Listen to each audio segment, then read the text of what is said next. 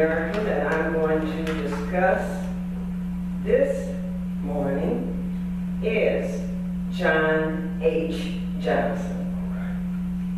John Harold Johnson was an African-American businessman and publisher. He was the founder of the Johnson Publishing Company, and in 1982 he became the first African-American to appear in the Forbes 400.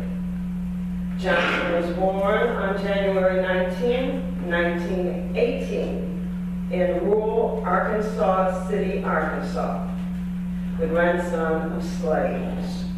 When he was 8 years old, his father died in a sawmill accident, and Johnson was raised by his mother and stepfather. He attended an overcrowded and segregated elementary school. Such was his love of learning, he repeated the 8th grade rather than discontinue his education, as there was no public high school for African Americans in his community. After a visit with his mother to the Chicago World's Fair, they decided that opportunities in the North were more plentiful than in the South. Facing poverty on every side in Arkansas during the Great Depression, the family moved to Chicago, Illinois in 1933 to try to find work for John and to continue his education. He entered all-black DuSable High School, where he endured teasing and taunting because of his ragged clothes and country ways. He encountered something he never knew existed: middle-class blacks. At DuSable High School, his classmates included Nat King Cole, Red Fox. John was determined to make something of himself. He attended high school during the day and studied self-improvement books at night. After graduating high school, he received a scholarship to the University of Chicago. While at the university, he took a job as an office boy at Supreme Life. His duties included preparing a monthly digest of newspaper articles.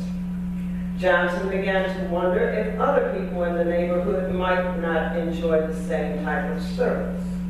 He came up with the idea of the Negro Digest. His mother's powerful belief in her son allowed him to use her furniture as collateral for a $500 loan. He used this loan to publish the first edition of Negro Digest in 1942.